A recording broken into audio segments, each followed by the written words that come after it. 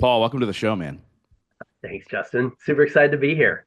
Yeah, look, we were chatting before I hit record, and this conversation is going to go deep. This conversation is going to go wide. We're going to cover a lot of different topics, but in reality, man, what you do every single day is uh, one of the greatest things you could do for humanity, and you save children who are being trafficked all over the world. You've done it. So the funny thing, the first thing I wanted to do when I was researching was like, has he gone out onto these missions? And you very much have. But before we get into all that stuff, right? It's just a little teaser for the audience. Before we get into that stuff, obviously you've built a great life for yourself before you even got involved, and that's how you're able to get involved the way that you do. Talk a little bit about how you were able to grow your businesses and your wealth, just so you've been able to position yourself to be able to make this change in the world. Absolutely. Well, and just on a high level for the audience, I've built over 20 successful companies, and a few of them have been very, very successful. One of which I was the co-founder, Bridge Investment Group Partners. We had over 4,000 employees when I retired, and Wow. over 20 billion in assets under management. Today, they're almost 50 billion. Smarter people than me are running it, but I'm still a partner, still a founder, and still get checks. That's a beautiful thing, and allows me to spend full time in philanthropy and making a difference. Now, backing up, for the entrepreneurs that are here and asking, well, how can I, go on that road? Well, number one, you've got to decide exactly what you want. A person who understands why is never at the mercy to somebody who simply understands how.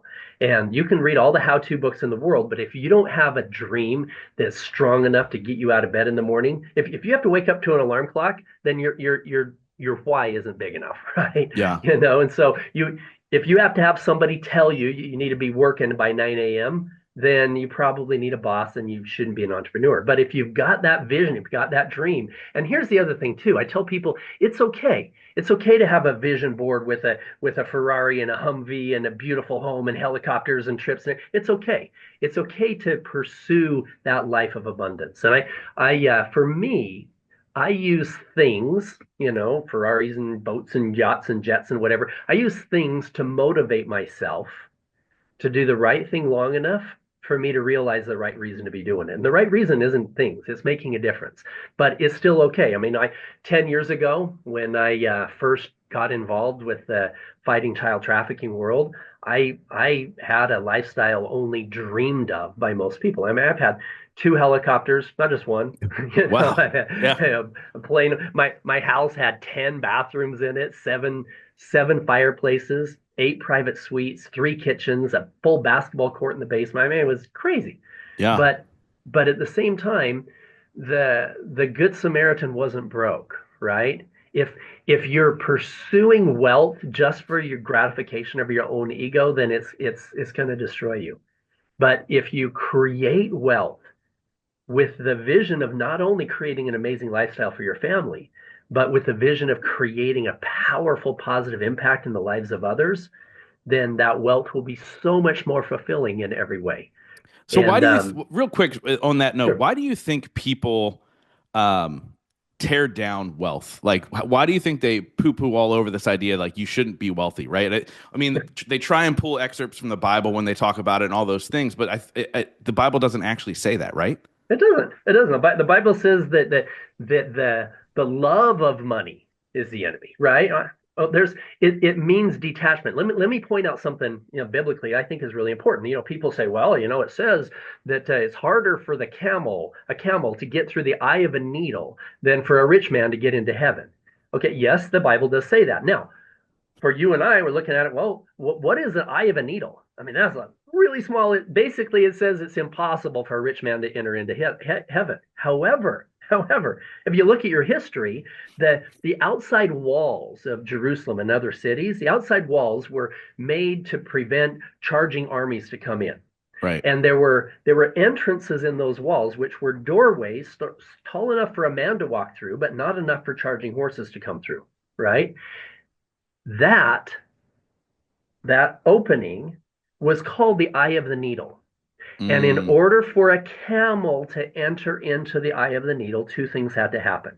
Number one, he had to uncouple himself from the things of this world. You had to take off all the packs and stuff. Don't be attached to the things of this world, number one. And number two, the camel had to get on its knees.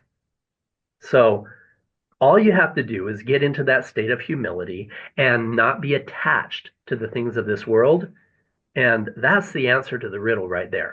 And so Mm, don't be afraid of it. Don't be afraid of wealth. Don't be afraid of creating massive abundance. In fact, here's the thing.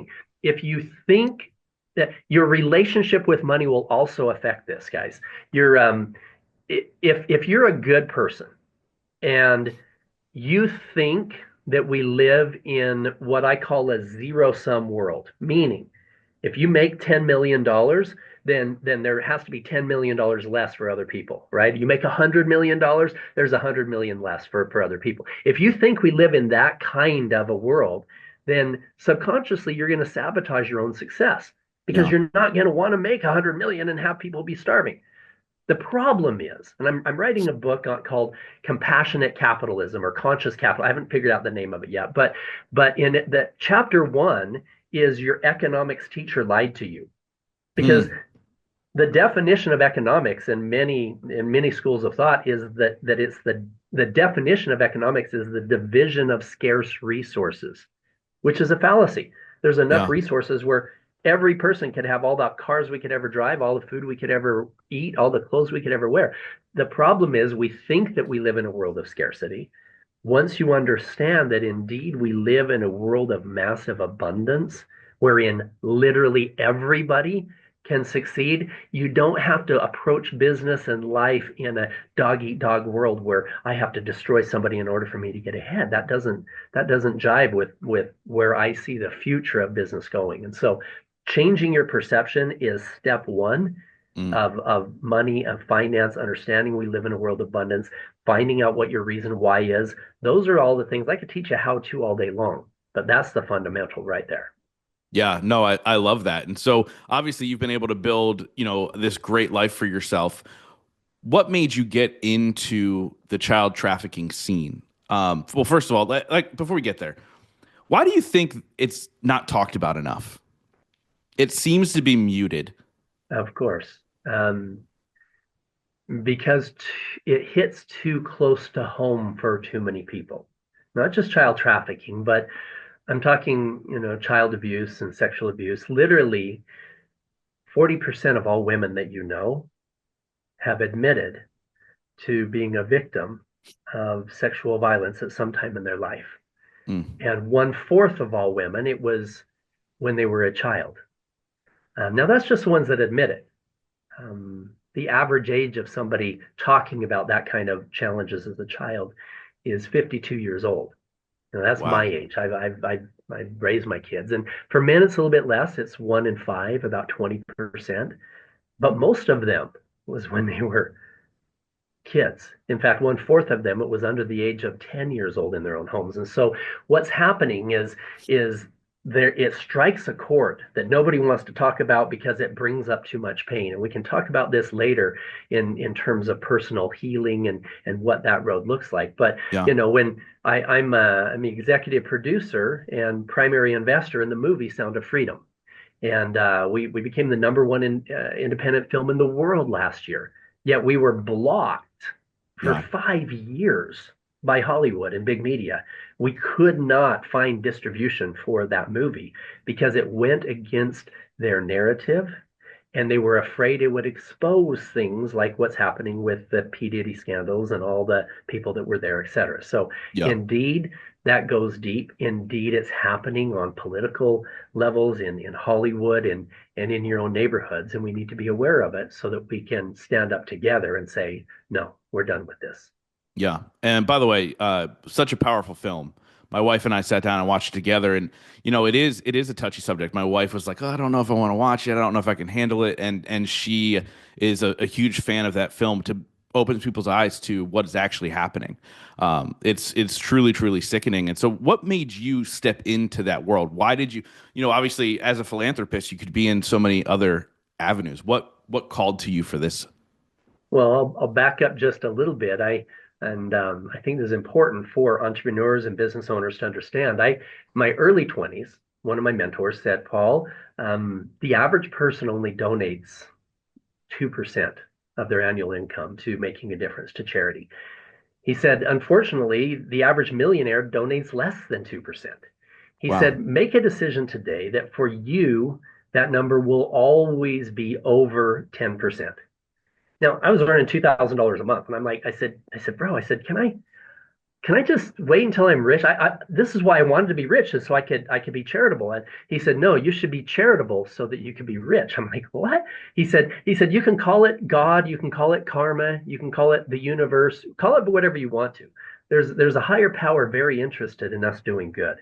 And your success will be so much easier to create if you're in alignment with that energy, with that power, with that law, so to speak. And indeed, I look back upon my growth. I mean, how does somebody become a partner, let alone a founder of a 20, 30, 40 billion dollar company? Well, you're not a University of Utah dropout, right? That's what I am. The only way I can understand it is that I made that decision in my early 20s to give until it hurt.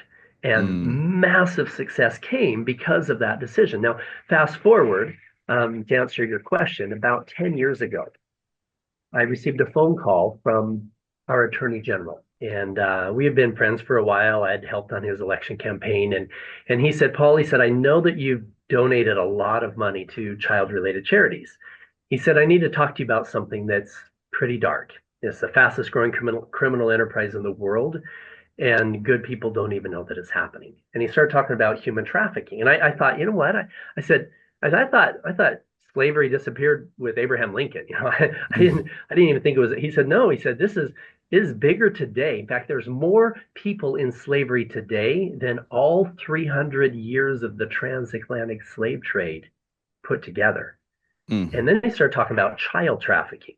And that's where my stomach started to turn. I'm like, I couldn't understand why somebody would have lost their humanity to the point where they would sell a child. And even worse than that, lost their humanity to the point where they would abuse a child that was being sold. And it was hard for me to hear. And so he connected me with he said, Paul, there's a Homeland Security agent who's in Cartagena, Colombia. He's identified about 20 children that are being trafficked. He needs about $50,000 to make it happen. And I've donated to a lot of other child-related charities. I definitely wanted to help here as well. So we helped make that happen. And a few weeks later, that agent called me and he said, Paul, he said, I'm here in Cartagena. There's not just 20 children here, there's more than 50. And there's well over 100 children that we've identified in different cities that we want to take down all at the same time. He says, we believe we could rescue all of these children on the same day at the same time, but I need your help. Mm. And I said, well, how much do you need? He said, I need you. Can you be in Colombia in 2 days? That's that's where it started right there. Oh my gosh. So that is unbelievable. And obviously you went, but is this something that you didn't train for this, you weren't prepared for this, and all of a sudden here you are going to Colombia? Talk about that process. What went through your head, and then what did it look like when you got there? Well, Justin, since I was a kid, I've always felt like I was going to fight in a war. I didn't want to purposely go sign up. I have all the respect in the world for our men and women in uniform that protect our liberties, but I wanted to pursue business, but I knew that I just had this feeling that sometime in my life I would need some skills, and so I've trained a lot for many, many years on Mm. everything from edged weapons training, hand-to-hand combat training, Krav Maga, weapons training of every kind, situational awareness. Some of the best trainers in the world were ones that I've hired personally to come in. In fact, Steve Tarani, you can learn about him on Liberating Humanity website. He's trained CIA, FBI, Secret Service for years on how to handle and situations when it gets dangerous. And so, I came into our attorney general knew that I had some skills that would make me somewhat safe in a dangerous place. But more important than that, he said, Paul, he said, I can't teach our Navy SEALs how to wear a $4,000 suit and a $50,000 watch and negotiate a multi-million-dollar deal. And the reason why that was important, that the head trafficker had a piece of property he wanted to develop into a child brothel sex resort. He needed a few $1 million to build it out. He believed that he could make tens of millions of dollars a year selling children to Mm. wealthy Americans. Now, in the movie Sound of Freedom, we kind of put the girl who was running the modeling agency as the kingpin. Really, she wasn't. It was a guy by the name of Edouard who was running the whole operation. All of them were selling kits. But her story, indeed, what happened is, 2 days later, I'm literally face to face with the most evil people on the planet, and I didn't, I've lived, you know, big. I've climbed mountains. I've done some crazy stuff in my life. And so I thought my business partner called me right before I was going. He said, Paul, he said, have you thought through this? He said, you're set. He said, you could sell out today, buy an island, be happy the rest of your life.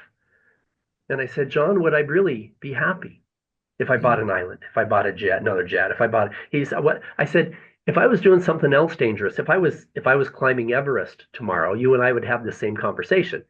He goes, yeah, we probably would, because we've had those conversations before about stupid shit I've done, right? I said, if I was climbing Everest tomorrow, we'd have the same conversation. He goes, yeah, we probably would. I said, and when I'm 95 years old and I'm looking back on my life, and I say, oh, I built this multi-billion-dollar company, I climbed this mountain, I helped rescue this many children from slavery. Which one of them matters at all? And he said, yeah, Paul, you need to go. This is if there's something about you, your background, how you that can make a difference, absolutely you should go. And so that's 2 days later, I'm face to face with these guys. And Mm. and I was here's what's interesting, Justin. I thought that a child trafficker, I thought these guys would have, tattoos on their necks, earrings in their noses, Yeah. thug guys and whatever. The first trafficker I met was a businessman. He was, clean cut, well dressed. The second I met was a woman, beautiful girl, worked with a modeling agent. I thought these guys aren't traffickers. But as soon as we sat down and started talking about their plan, I thought, wow, these guys are really selling kids. In fact, halfway through the meeting, one of them leans forward. He goes, Pablo. He's so excited I was willing to look at his, hotel resort thing and fund it. Because we told him this. We said, listen, your sex resort thing you want to build, this Pablo guy is going to come in. He's going to negotiate with you on it. If he, and what the plan was, I told him, here's the deal. I have to make sure you have the inventory. We needed to get them to bring all of the kids that they had control over all to the same place at the same time, Right. so that we could do that rescue mission. And I said, here's what we're going to do. 2 weeks from now, I'm gonna have a party. We're going to have a bunch of my rich friends come. You're going to show up with all of your inventory. And if I'm happy about that, then I'll fund your project. This was the sting operation and getting them to bring all the kids. And so halfway through the meeting, this guy's like, "Oh, Pablo," he said, "I have a gift for you." I'm like, "Really? What's your gift?" And he hands me his phone, and Justin, there's a picture of an 11-year-old girl. He said, "This is Princess. She's still a virgin. We just took delivery of some. She's my gift for you for this party." Start talking about horrific things I could do to this child. Now, Ugh. in the movie Sound of Freedom, my character was played by the producer, Eduardo Verostegui in the movie. I was the rich multi-billion-dollar fund manager who decides to quit his job to go rescue kids. And in the movie, I told Jim Caviezel, no, I don't want to go. I'm not going to do that. And it wasn't until he gave a picture of that little girl to my driver in my drive, and I see that, and it said, forget about the 54 kids, do it for the one. And it said, Rocio sold at 11 years old, and that's what changed my mind. In real life, I was already there. I Mm. was with the traffickers, and when he showed me that picture, it galvanized my commitment Yeah. to fight that evil and be a part Yeah. of that mission. I couldn't imagine. I mean, obviously, you didn't know you were training for that moment, but you trained your whole life for that moment. But to see that photo and not have a visceral reaction must have been one of the hardest things. Because if you had a visceral reaction, the whole thing would have went to hell, right? Well, here's the thing. I actually did, and it played well. Here's what happened. He shows That's me that, and, crazy. he shows me this picture, and I'm like, something he said made me realize he had more than her, and I realized, wow, if we could get these children out before they're ever abused in the first place, because she was sold as a virgin, right? That would be a miracle. And I said, Fuego. I said, you just took delivery. You have more virgins. He goes, oh yeah, yeah, I got 3 or 4 more. I said, you're bringing those to my party too, right? He goes, oh no. He says, they're too expensive. Too expensive. I'm already paying this guy $25,000 for this party. I'm paying him $500 per child just for a minimum of 50 children, just for 2 hours in the afternoon with him, right? So he goes, oh, they're too expensive. He says, you already paid 25,000. You want to F those other virgins? It's going to cost you maybe 2,000, maybe 5,000 for that little one. It's going to cost you maybe 10,000 more. Now, Justin, at this point, I'm literally wearing a $50,000 watch. I've got cufflinks on that are $2,000 each. I'm playing this role as this wealthy red ever. I've got a suit on that costs more than my first car. Yeah. And I was legitimately pissed. He's talking about these children like they're commodities. He's like, it can cost you extra 10,000 more. I put my hands on my chest and I said, you don't think I can afford an extra $10,000? He's like, oh, no, Jefe, no. I said, I want every one of those virgins at my party. I said, they damn well better be virgins when they get there. They're not for you. They're for me. You understand? He goes, oh, yeah, Jefe, I understand. This stupid smile on his face. Ugh. 2 weeks later, the team had met with the U.S. Embassy and the Colombian federal agents. These guys we did 3 separate cities in one day. I was at Cartagena. They had brought 54 children, just like the number we had on the movie. We did Medellin and Armenia, Colombia all at the same time, over 120 children with a triple sting operation.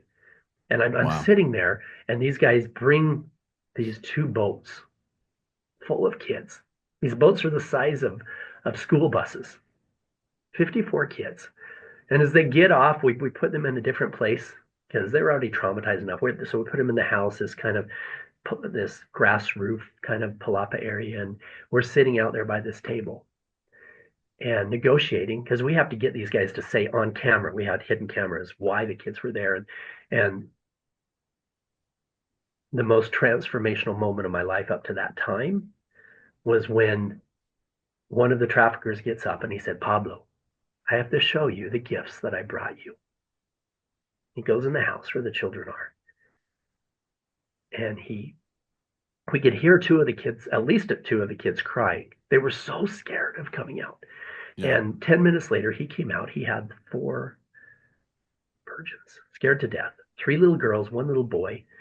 One of the little girls was the same one he showed me on that picture on his phone. And he stood her in front of me as his gift to me for this party. She was one of the ones that was crying inside. And I'm sitting down, she's standing up. We're almost eye level. And I could see right into her soul through her eyes. And all I could see was pain. There was makeup smears on her cheeks because she had been crying. And I made a commitment at that moment to myself, to God, to that child, to children everywhere in that situation, that I would dedicate my life to eradicating that evil from the face of the earth. Mm. So powerful. And now you've helped rescue over 5,000 children. Is that number accurate? It's over 7. Now, it's not me personally. Through our foundation, we have the Child Liberation Foundation. Through our foundation and other foundations that we have helped to fund and I've helped to start, estimated well over 7,000 victims have been Mm. rehabilitated and back to their families. Even bigger than that. And what's funny is these are all 7 numbers. I don't know where this is, but so there's a 7,000 there with ours. Yesterday, Tony Robbins did a post about how his journey in fighting child trafficking started in Haiti. Now, I led that child rescue mission in Haiti that started everything for Tony. And I texted him after, we text back and forth. And because of the fire that was lit under him and what he created with his influence, now his organization and his people have helped to fund over 70,000 rescues of children. Wow. And then even a bigger number, over 70 million people have seen the movie Sound of Freedom now. And hundreds of millions of children are safer because of that. So the number just keeps growing. You throw a rock in. I did over. There's another 7 too. I did over 70 child rescue missions over a period of 10 years in 15 countries. Wow. and that was directly involved with many of the rescue of those kids. And so it completely changed my life. What happened on that first mission, the most beautiful moment for me was after the agents came, stormed the party, arrested everybody. Child Protective Services people came in with the children, and they started laughing, they started singing with the children, and that sound of freedom was the most beautiful sound that I ever heard.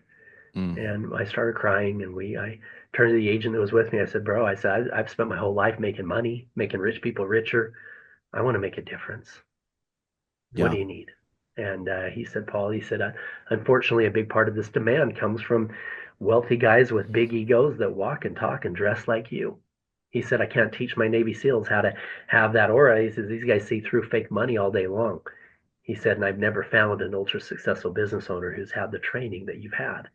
He said, if you're willing to be the bait, I'll change your whole life. Mm. Wow.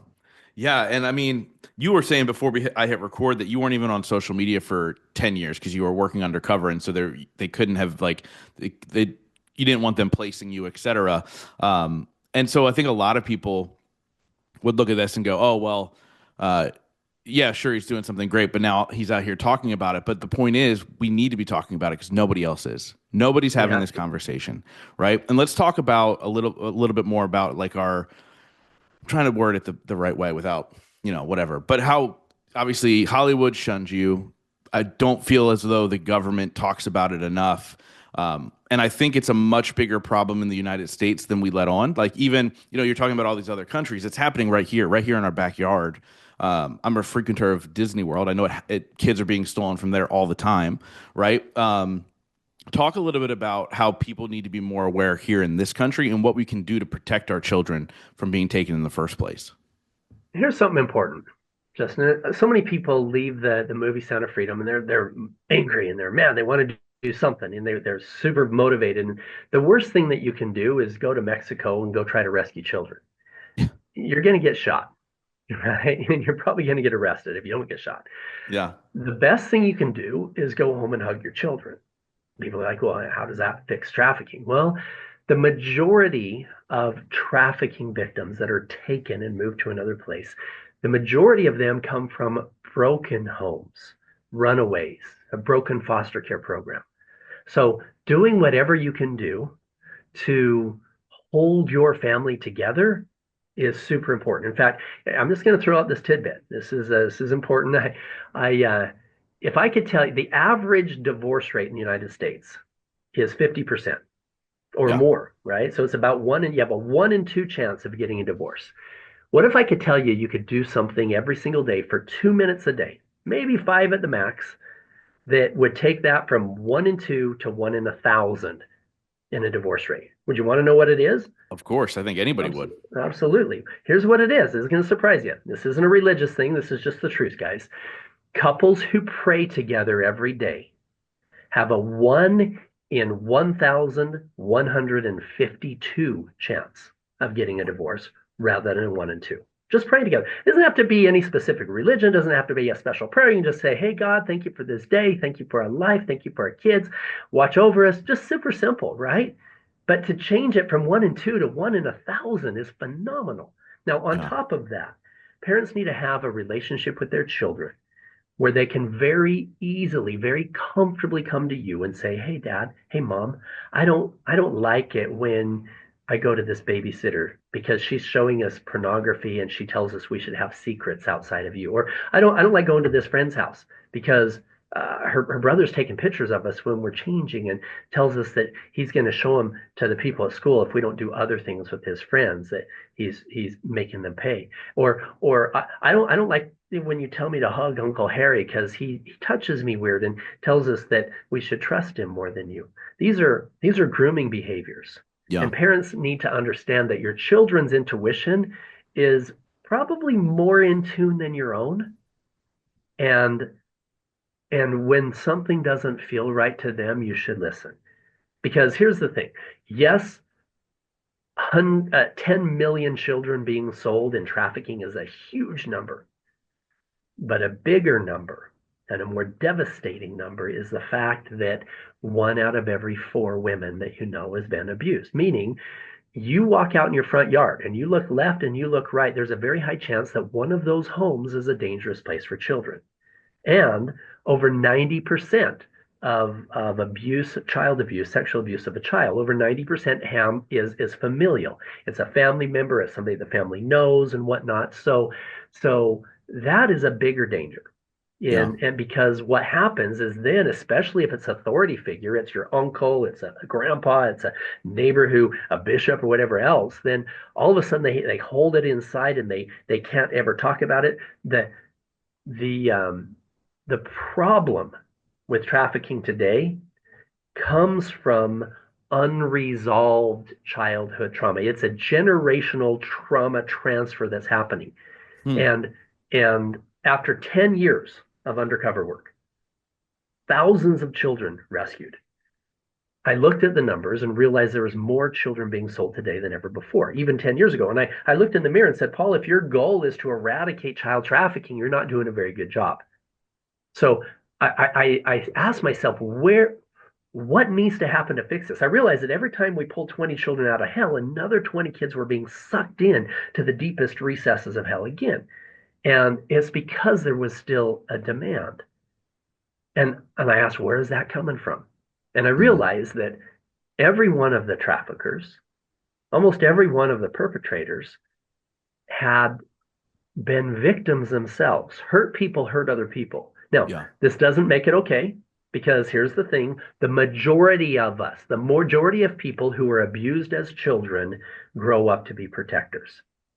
God bless all the men and women who have never ever passed that pain on in the form of anger, verbal abuse, physical abuse, or sexual abuse of a child, right? However, if not given the love, the treatment, the help, the healing that they need, one out of every three will become a contact offender, physical, verbal, or sexual abuse of a child. And so it's important that we as humanity take a step back and say, okay, how do we fix this? Do we just rescue a whole bunch more kids? No. We need to figure out how to heal humanity before they ever pass their trauma on to somebody else. Mm. Yeah, that's beautiful, and I want to get into that with you, for sure. I know that you help people with their trauma and their healing process because, first of all, whether it's sexual or not, we all have some sort of trauma that we carry around, right? Yes. And I'm a big believer in yes, some things may have happened to you as a child, but you have to do the work as the adult to make sure you can kind of go and heal that. So, how are you helping people through the healing process, which in turn is healing the world? There's a few things. First of all, I'm coming public with this. My goal is not to get you to go to liberatinghumanity.com or paulhutchinson.com or all this crap, right? I mean, have paulhutchinson.com. I have Paul of Hutchinson official or something, whatever. But that's not my goal. My goal is for each person to look in the mirror and say, okay, what do I need to do personally to fix this? I love the story of the man on a couch and his little boy walks in. He goes, "Daddy, go play baseball with me." No, no, no, I'm busy. I'm reading the newspaper. And Dad, come and play. And so pretty soon in the newspaper he sees this map of the world, this globe, and he tears out the map of the world, tears it up in little pieces, throws it on the floor, and says, "Look, you need to learn your geography. You tape together the world, and I'll go play baseball with you." And so the little boy, like a few minutes later, comes back and it's taped together perfectly. And dad's like, "Wow, how did you do that?" And the little boy turns it over. He says, "There was a picture of a man on the other side. I just put the man together and the whole world came together." Mm. And that's really Mm. what has to happen. We all have to ask ourselves, what is the ripple effect of our actions? Okay. This isn't just dealing with childhood trauma. 10 years ago, I wasn't Paul Hutchinson. I was Paul effin Hutchinson, right? I had built a multi-billion-dollar company and I had not lots of cars and planes and toys and boats and all this crap, right? And and after a few undercover missions, I realized that the common thread with these traffickers wasn't tattoos and earrings in their noses. The common thread was arrogance and greed and lust. And Mm. although I was helping the kids, I wasn't doing anything illegal. I was doing good in the world. I still had to ask myself, Paul, how has arrogance, greed, and lust affected your life and the lives of those around you? And I was on my second marriage, headed for a divorce. I was, I had a, like I said, a basketball court in my basement. I had 450 people at a Halloween party in my house, right? NBA players, half-dressed girls. I mean, just all the. I literally had two stripper poles on the stage in my DJ booth on the side of my basketball gym. I mean, this was the energy I was in, right? Yeah. And and I had a lot of my operators. We were burning through them. Navy SEALs, Green Berets with 300 plus missions in Afghanistan, and one undercover mission rescuing kids, and seeing a menu of kids being sold. It just effed them up. They're like, oh, I can't handle this. So we were burning out of operators. And two of my operators, Andy and Jimmy, Andy had done 22, I think, undercover missions at this time with me, and Jimmy had done, I think, 12, 13. They called me on a call together, and they said, Paul, do you trust us? I said, yeah, I trust you with my life. They said, you need to come to this transformational retreat. It's going to be the most transformational thing you've ever done. Now, that's saying something. I mean, I know Tony Robbins personally. I've literally walked across coals with him standing by my side type thing, right? I've done Yeah. transformational stuff. They said, no, this will be the most powerful experience of your life. And this doctor has found some tools, some holistic tools that can help people overcome anxiety, depression, PTSD, addictions, like within days, not months or years. And I'm Mm. like, well, I don't have anxiety or depression. I don't have any of that stuff. You know what? I don't need to heal. I'm Paul F. and Hutchinson. Everybody wants to be me, right? That's Yeah. kind of my attitude. And they said, no, you need to come. You're on your second marriage, headed for a divorce. Your life has fallen apart. You should come. And this was by far the most transformational 24, 48 hours of my life. Now, what they did, sit down if you're standing up, guys. I'm going to kind of go against your conservative thought process, but I've been friends with RFK for about 10 years, and he's committed that as he comes into this new administration, he's not only going to help take down a lot of the crap with big pharma and the food industry that's trying to poison us. He's also going to change the laws and decriminalize psychedelics. Now, let me talk about this because everybody has their own opinion of it. Yeah. I've been taught my whole life these things are as dangerous as cocaine, right? Because they were Schedule One drugs since the late 60s. The truth is, psilocybin in mushrooms is safer than table sugar. There's never been a Wow. case of addiction, never been a case of overdose. Now, I'm not a fan whatsoever of somebody going to a rave party and getting high with their friends. That's not what we're talking about. When used with a trained facilitator in a guided meditation setting, there is nothing I have seen that is more effective at helping people overcome anxiety, depression, PTSD, addictions, childhood trauma, or in my case, an absolutely out of control ego. Mm. So what happened on my first experience changed my life more than the child rescue missions than anything else. Justin, I felt in every cell of my body. It was the most horrific, beautiful experience of my life. It gave me exactly what Paul F. and Hutchinson needed, right? I felt in every cell of my body the pain that my children felt when I cheated on their mom.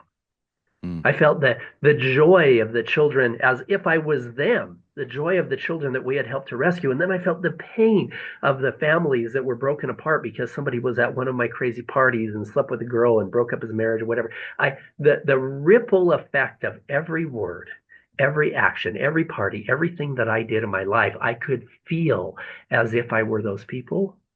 And it completely transformed how I showed up in the world, in my life, and everything else I was doing. And so after that, we brought in the other undercover operators, these Navy SEALs, Green Beret guys who had PTSD stamped for life, and tremendous breakthroughs. And then we brought in women who had dealt with child abuse, from their grandpa, their bishop, or their uncle, doing horrible things to them, and 10 and 20 years worth of therapy weren't able to help them break through. And 3 or 4 days at one of these retreats with a trained facilitator using plant medicine was able to completely break free from that childhood trauma. So this is something that we have on Liberating Humanity. We have started to sponsor them. We host healing retreats in Latin America because we can't do them in the U.S. yet, but we become really, really good at it. I have hosted and facilitated now 62 guided meditation, plant medicine journey retreat experiences. And that's I believe that's one of the keys to Yeah. helping people break free from that crap so that they never, ever, ever pass it on. Verbal abuse, physical abuse, anger issues, cheating, all of these things that come from unresolved trauma. Yeah, it's I said to you before we hit record, we were talking about this, and I was like, I had a spiritual coach in my life before, and she was like, you should try ayahuasca. And all I ever heard about it was you throw up and shit your pants for a whole entire day. And I was like, that does not sound like I don't want to spend my day like that, right? So what does the process look like? Because I want people to really, maybe who haven't considered it before, I want them to kind of look at it holistically and say, maybe this is something I should look into because it has that other than the fact people say, oh, it's like going to a rave or it's this or whatever. Mhm. But what does that weekend look like that you spend with these people? Let me answer it this way.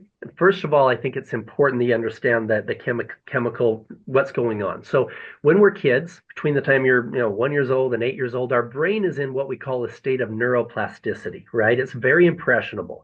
This is why Hmm. you can learn three languages when you're 4 years old, right? You can learn how to walk and talk and eat and speak and all this stuff at the same time because your brain is all these synapses going on, right?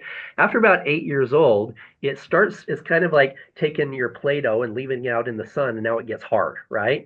Your Yeah. subconscious mind, now it's harder to make effective changes with it. And it takes 21 days of saying the same affirmation over and over again for it to start to sink in to this hardened Play-Doh type of a thing, which is a good thing because, if you're 4 years old and your dad says, "Oh, you're stupid," it might sink in and you might think you're stupid. If your uncle does something horrible to you, then it's going to sink in and maybe even get buried there. But after 10, 12 years old, the kid at school says you're stupid. Yeah, no, I'm not stupid because your neuroplasticity is locked in and you're not going to change it. Well, what happens though is 95% of our day is driven by our subconscious mind. Right. This is why, you finally figure out the habit of driving a car and then you don't think about it anymore. Your brake and your gas and everything else.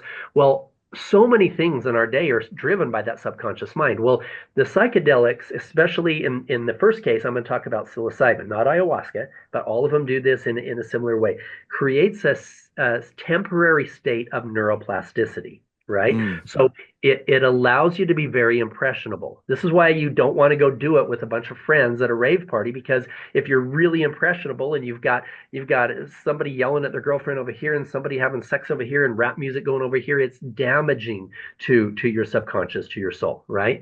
But you do it in the right environment with the right container. What it looks like is this: 1 week before somebody comes to one of our retreats, I spend an hour on the phone with you, getting deep into your intentions, everything that you want to release, everything that you want to embrace, everything from releasing my negative self-talk and worry and what if thinking, or the anger issues, or my how I get triggered when my wife does this, or how I get triggered when somebody says this, whatever it is. These are things I want to release. And then these are things I want to embrace. What does your affirmations look like? What's the highest and best version of you? Why? Because if you come into the experience with a clear intention, and we as the facilitators know what that is, then once you're in that state of neuroplasticity, we can help guide you to the releases you need to release and the acceptance of that new version of you that you want to. And so the first thing that we do as somebody comes in, the first day is very much an energetic heart connection. We actually bought a chocolate farm. It was 200 cacao trees, and hot chocolate, whether you believe it or not, is actually a super high frequency, just like roses are as well. So we do this what we call a cacao ceremony. The first day is super beautiful, very connecting. Then the next day is when we start what we call the medicine, and the mushrooms are ground up. They're put into either a tea or a hot chocolate, whatever else, and everybody states their intentions. Everybody has their own cots and a little pillow and stuff. And with the psilocybin, you're not holding a throw up bucket all day. It's very much the difference between psilocybin and ayahuasca. Ayahuasca is it's for people who are really hard-headed, that you can't dance your way into the success, right? So the Mm. the the psilocybin is, okay, this is my intention. I'm going to work with you as a facilitator. We're going to kind of work through these things. I'm going to put you in front of a mirror and you're going to talk your affirmations, because now they're going to stick. You don't have to wait 21 days of saying the whole. We're reforming that subconscious mind, right? Well, the psilocybin is something we can kind of steer, kind of dance. Ayahuasca is kind of like your grandmother with a whip. She loves you, but she's not going to take any shit from you, right? Yeah. And it's very effective for people. And we have two ayahuasca ceremonies coming up in March. The majority of them we do per year is psilocybin instead, the mushrooms. But the grandmother ayahuasca is somebody if you've got an alcohol addiction, a pornography addiction, if you've got a gambling addiction, or if you just got a hardcore addiction to your negative self-talk and worry and whatever else, grandmother ayahuasca is going to say, "Oh yeah, you're not going to hold that anymore. We're going to get rid of that right now. And you're going to mentally, spiritually, and physically release that all at the same time." And that's where, the throw up buckets come in. And so I do not suggest that somebody does Aya for their first experience. Get rid of most of your shit first in the dance of a facilitated psilocybin experience. And then if you still have some stuff that's really stubborn because you're really stubborn, then I'll encourage you to come to an Aya. Yeah, I'm stubborn. So I feel like I'll end up there at some point. It won't be enjoyable, but it'll be, it'll be worth it Be at that effective. point. Yeah. Yeah. That's crazy. So I want to ask you a question that I ask everybody on the show. It's a two-part question. Sure. The first part of the question is, what is your definition of success? And the second part is, what are three things you do every day to ensure that success for yourself? Well, that has changed significantly in the last 10 years, as you Yeah. can imagine. 10 years ago with Paul F. and Hutchinson, my definition of success was, how many cars you have and how many planes you have and how many people know you and everything else. And, after the undercover work, after seeing that, I honestly had no desire to go public. I didn't want to be here. It was my wife, my daughter that says, "No, you need to be the voice of this. You've been there. It has to be." I guess it can just be about the message, not about the message. No, you need to talk from your heart. My wife says, if you ever let ego get in your way when you're public, then I'm the first one who'll turn off the camera, right? And so success to me. When I was a kid, I had a poster on my wall with a bunch of Ferraris and Lamborghinis, and it said, "He who has the most toys wins." That was my Wow. definition of success, right? Today I have one that says, "He who has a powerful, positive impact on the most lives wins." Mm, And that all starts with doing the inner work inside. And so that's my definition of success is how can I literally leave a positive impact in the lives of every person that hears my voice, every person that I meet. And the only way that that's ever going to happen is if I get my own ego out of the way.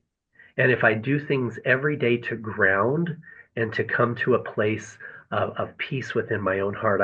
I'm writing a book. I have a book called The Sound of Freedom that'll be coming out in the next couple months. You can go find that on liberatinghumanity.com right now, plus stuff on the retreats as well.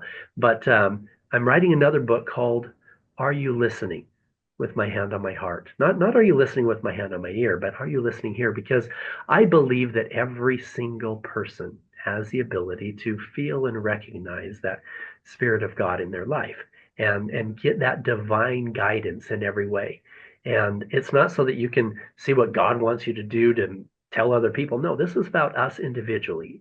And so I take time every single day to quiet my mind, listen to my heart, go through a meditation practice. And we teach these. We teach an active meditation at the retreats and then passive meditation and full DMT breath work, a lot of different things like that help to ground, turn off all the distractions, and get to that place in your heart where you can really receive that guidance from your higher consciousness, from God, from yeah. the universe.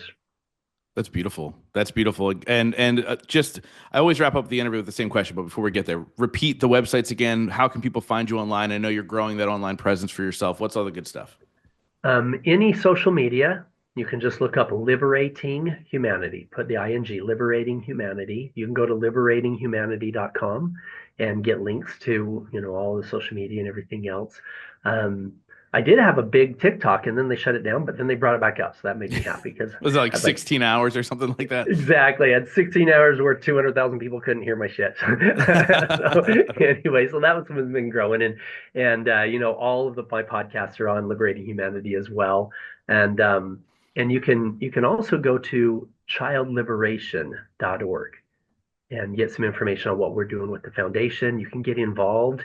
$25 a month makes a big, big difference with our fight against child trafficking. And so, find a way to get involved with the foundation, or get involved with some of our retreats. You can go to Liberating Humanity and get information on that as well. We have one coming up next week on the 29th, but I don't think this will go out by then, but you should Won't. come one of these times. Yeah, yeah, I'm certainly gonna check it out for sure and see. We have kids and families and got to figure out how do we, because my wife would want to do it too. So how do we figure out all that stuff? Well, But yeah, man, I'm definitely gonna check it out for sure. And then, like I said, I wrap up every single interview with the same question. And since the show is called The Growth Now Movement, that question is: in your life, what has been your biggest moment of growth? I have to go back to my first plant medicine experience. It even trumped the ones where I first saw children being sold, where I was part of those rescue missions. Those were incredibly powerful. But the reality is those things fed into my ego. I now not only did I have nice cars, nice jets, I was rescuing kids. I had the best panty dropper story on the planet. And it was incredibly toxic. And it wasn't until I was brought face to face with that man I was becoming.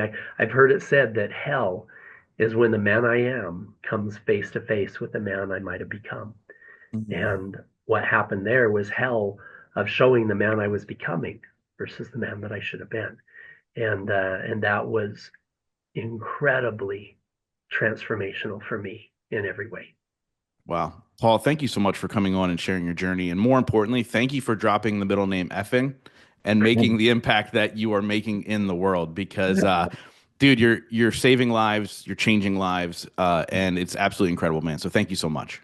Thank you, Justin. Super grateful for you and the time with your audience.